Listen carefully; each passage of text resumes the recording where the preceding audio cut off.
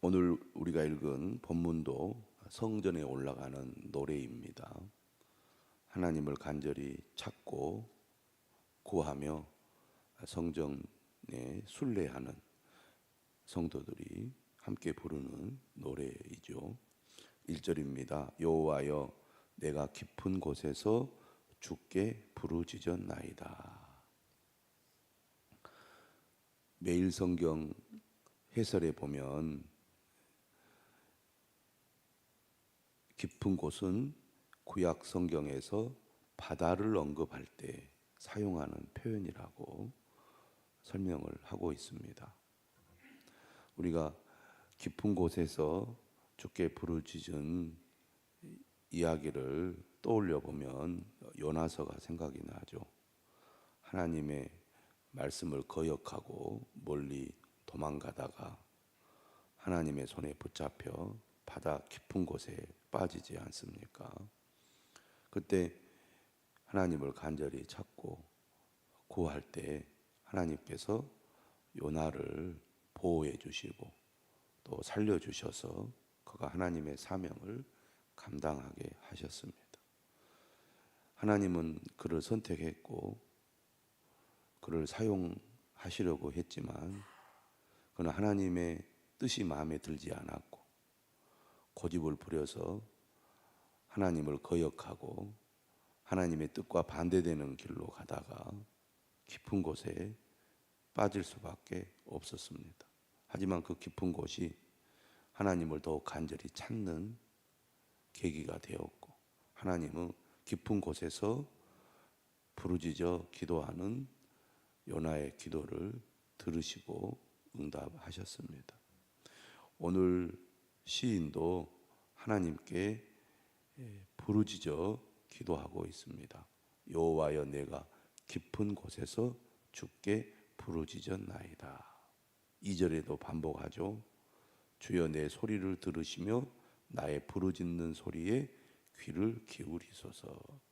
사람이 깊은 곳에 빠지게 되면 세상과 단절이 되다 보니까 사람들이 자신을 발견하기가 어렵고 그곳에서 공포에 질려가지고 죽어가기 때문에 어떻게 해서든지 거기에서 벗어나려고 소리를 지를 수밖에 없습니다.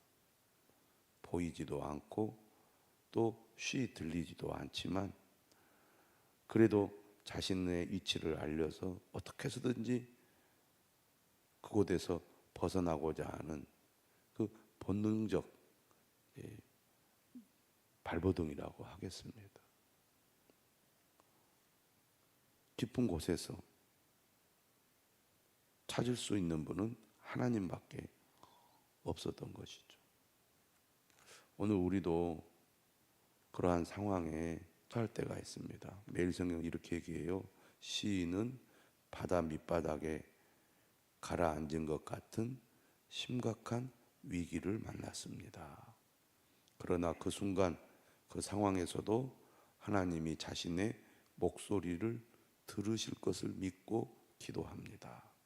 혼자 깊은 우물에 빠진 것 같은 상황에서도 하나님만은 우리 소리를 듣고 계십니다. 우리 기도를 듣기 위해 가장 깊은 절망까지 따라오십니다. 사람들은 발견하지 못하고 사람들은 도움을 줄 수 없는 그곳에 또 그런 상황 속에서 하나님만은 부르짖어 기도하는 백성의 자녀의 소리를 들으신다는 겁니다. 그러므로 우리가 깊은 곳에 빠져 있다면 하나님께 부르짖어 기도해야 될 줄로 믿습니다. 포기할 수밖에 없는 상황이지만 그럼에도 불구하고 하나님은 들으신다. 또 도우실 수 있다. 이 믿음을 가지고 끝까지 부르짖어 기도해야 한다는 겁니다. 사람들은 안 돼. 포기할 수밖에 없어. 그런 순간에도 하나님을 결코 놓지 않아야 한다는 것이죠. 3절에 보면 여호와여 주께서 죄악을 지켜보실진대 주여 누가 서리이까? 라고 말합니다. 하나님은 모든 것을 다 보고 계시고 알고 계시는 분이죠. 사람이 하나님 앞에 떳떳하게 자신 있게 설 수 있는 사람이 어디 있겠습니까? 사람들은 몰라도 하나님은 다 아시고, 특별히 인간은 모두가 다 하나님 앞에 죄인입니다. 하나님 앞에 나는 떳떳합니다, 나는 의롭습니다, 나는 깨끗합니다 라고 말할 수 있는 사람이 아무도 없습니다. 그러니 감히 누가 하나님 앞에 설 수 있겠습니까? 그러나 4절은 말하죠. 사유하심이 주께 있음은 주를 경외하게 하심이니이다. 사유하신다는 것은 죄를 용서하신다는 것이죠. 하나님은 우리의 죄를 용서하시는 분이죠. 우리가 하나님 앞에 설 수 있는 것은 하나님의 용서 때문입니다. 오늘 우리는 예수 그리스도를 믿음으로 말미암아 모든 죄를 용서받고 하나님 앞에 의롭다함을 받게 됩니다. 그런데 이렇게 하나님의 용서를 통하여 우리는 어떤 마음을 갖게 합니까? 하나님을 더욱 경외하게 되는 거죠. 나 같은 죄인 용서해 주신 하나님 앞에 더욱 두렵고 떨리는 마음으로 하나님을 찾게 되는 것입니다. 당당하게 아주 뻔뻔하게 주님 앞에 서는 것이 아니라 나 같은 죄인 용서하신 하나님의 은혜가 너무 크고 놀랍습니다. 감히 하나님 앞에 설 수 없음에도 불구하고 주님 앞에 서게 하시니 감사합니다. 나는 오직 하나님만을 섬기며 살겠습니다. 진짜 은혜 받고 용서받은 사람은 하나님을 경외하게 된다는 겁니다. 사람이 죄를 지었을 때는 두려워하면서도 죄가 면제받으면 뻔뻔해지고 나는 전혀 잘못한 것이 없다고 적반하장으로 나가는 경우들이 얼마나 많습니까? 근데 진짜 나는 자격이 없음에도 불구하고 오직 하나님의 은혜로 용서받았음을 아는 사람은 주님을 경외할 수밖에 없습니다. 겸손해지고 또 하나님을 사랑하고 또 하나님을 의지하고 하나님을 더 힘을 다하여 섬기게 되어 있다는 것입니다. 우리 모두 하나님의 용서를 받은 사람입니다. 더욱 주님을 가까이 하고 경외하는 것이 당연한 거 아니겠습니까? 용서해 줬더니 오히려 하나님을 멀리하고 하나님을 등지고 세상을 더 사랑하고 세상으로 나아간다면 하나님의 용서가 마치 자신이 잘해서 면제받은 것처럼 착각하는 것과 다를 바가 없을 것입니다. 오늘 시인은 깊은 곳에서 부르짖었고 주님의 용서로 말미암아 더욱 주님을 경외하는 마음으로 주님 앞에 나아갑니다. 그런데 지금 현재 그가 어려운 가운데 있는 것 같아요. 주님의 도우심이 절실히 필요한 상황입니다. 그래서 이렇게 얘기해요. 나 곧 내 영혼은 여호와를 기다리며 나는 주의 말씀을 바라는도다. 간절한 마음으로 주님을 기다리고 있습니다. 또 주님이 말씀하시기를 소망하고 있는 거예요. 우리가 어젯밤에도 말씀을 보지 않았습니까? 123편에서 하늘에 계시는 주님을 눈을 들어 향하는 그 시인의 고백을 우리는 들었습니다. 상전의 손을 바라보는 종들의 눈같이 여주인의 손을 바라보는 여종의 눈같이 절대 시선을 떼서는 안 되는 상황이죠. 종들이 상전의 손을 바라봐야 그 지시를 따를 수가 있습니다. 여종이 여주인의 그 지시를 받으려면 여주인의 손을 결코 놓아서는 안 되는 거죠. 시선을 거기에 맞춰야 되는 겁니다. 마치 여주인의 손을 바라보는 여종의 눈같이 우리의 눈이 여호와 우리 하나님을 바라보며 우리에게 은혜 베풀어 주시기를 기다리나이다. 간절한 마음으로 주님을 기다리고 있습니다. 왜 그랬습니까? 심한 멸시가 넘쳤기 때문입니다.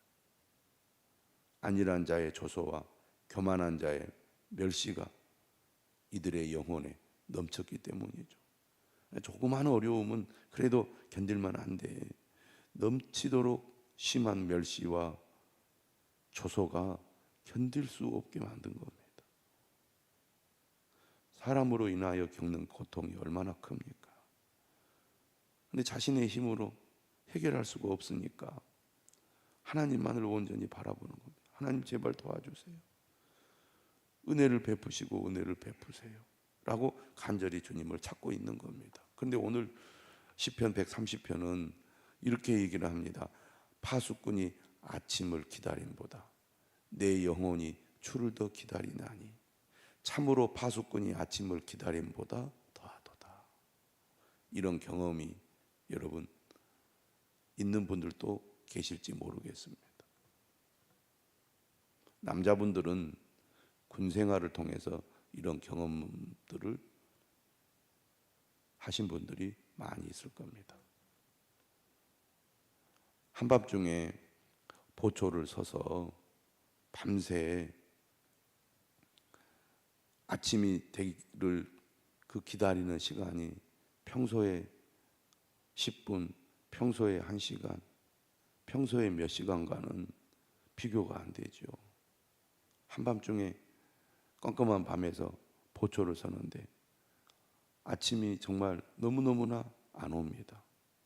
아무리 기다려도 시간이 가지를 않아요. 그래서 빨리 아침이 왔으면 하는 그런 이 간절함이 있는데 기다리고 기다려도 시간이 가지 않을 때 얼마나 고통스러운지 모릅니다. 또 심한 고통으로 쓰러져서 병원에 밤에 누워 있는데 정말 1분 1초가 한 시간 하루같이 그렇게 길게 느껴지는데 몸부림을 쳐도 고통 가운데 아침이 오지 않는 그 고통을 겪어보신 분들도 있을 것입니다. 빨리 아침이 왔으면 좋겠는데 도무지 아침이 올 생각을 안 하는 겁니다. 물론 아침은 반드시 오지요. 그러나 밤새 몸부림칠 때 얼마나 고통스럽습니까? 특별히 심한 질병으로 고통을 겪는 분들은 밤에 잠을 못 자죠. 암에 걸려서 심한 고통을 겪는 환자들은 밤에 잠을 못 잡니다. 그래서 그 밤을 기다리는 게 너무너무나 힘든 거예요. 그러니까 완전히 뼈만 남고 마치 해골 같은 그런 상태가 됩니다. 그 사람에게는 빨리 아침이 오기를 간절히 기다리죠. 그처럼 지금 시인은 파수꾼이 아침을 기다림보다 더 간절한 마음으로 하나님을 바라보고 있습니다. 이스라엘아 여호와를 바랄지어다. 여호와께서는 인자하심과 풍성한 속량이 있습니다. 정말 이 고통에서 이 깊은 곳에서 하나님을 간절히 찾고 부르짖는데 여전히 하나님은 응답해 주지 않는 거예요. 변화가 일어나지 않고 있습니다. 문제가 해결되지 않고 있습니다. 그게 너무 고통스러운 거예요.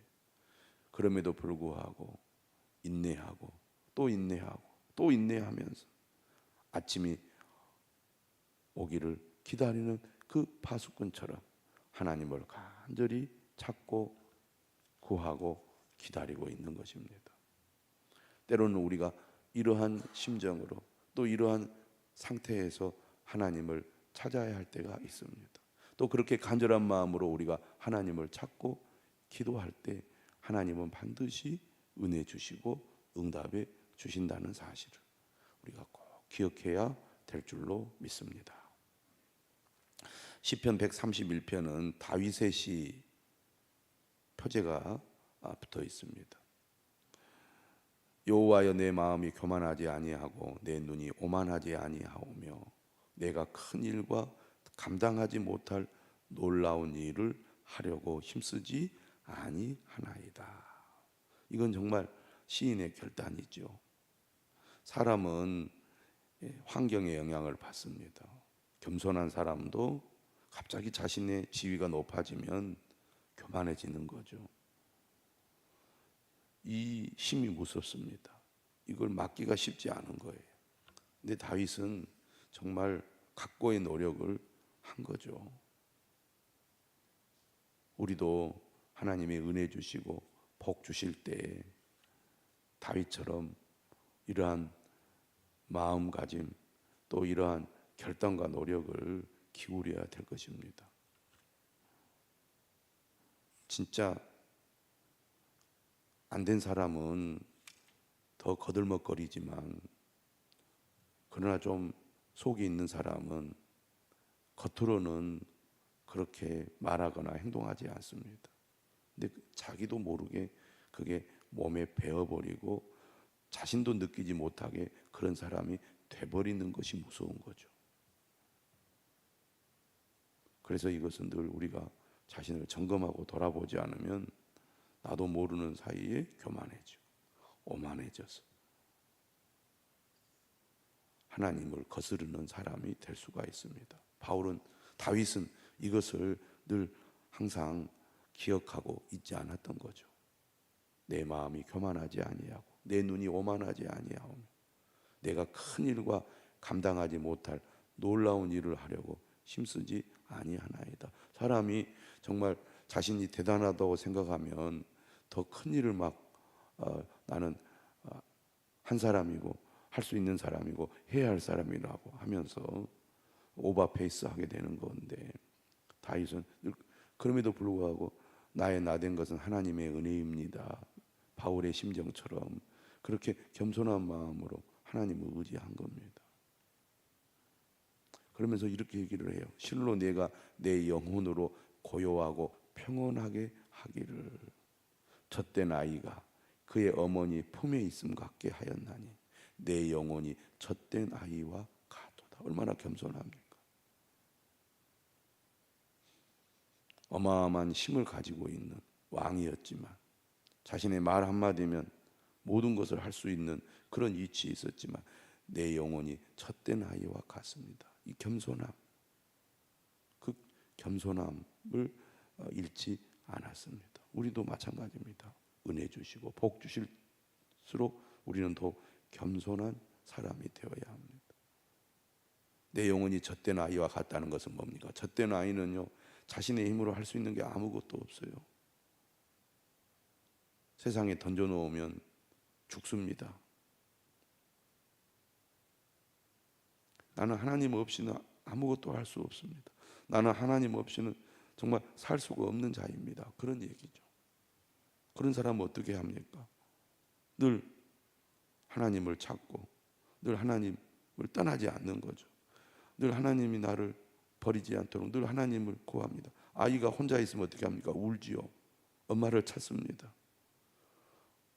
엄마 옆에 있을 때 가장 고요하고 평안한 거죠. 우리는 언제 어떤 상황에서 고요하고 평온합니까? 진짜 내 영혼이 젖된 아이와 같습니다 라고 믿는 사람, 고백하는 사람은 그의 어머니 품에 있을 때 가장 고요하고 평온한 것처럼 오늘 우리도 다른 것이 아니라 하나님 품에 있을 때 가장 고요하고 평온합니다 라고 말하는 사람이 오늘 시인과 같은 사람이라고 하겠습니다. 잘 될수록 은혜 주실수록 더 하나님을 찾고 하나님을 가까이 하고 또 하나님이 주신 은혜를 따라 하나님의 말씀대로 살아가는 사람, 충성을 다하는 사람, 그 사람이 바로 어린아이 같은 신앙이고 다윗의 믿음을 가진 사람입니다. 이스라엘아, 지금부터 영원까지 여호와를 바랄지어다. 어떤 상황 속에서도 나는 하나님만 바라보겠습니다. 그러한 믿음으로 이 아침에 나아가시기를 주님의 이름으로 축원합니다.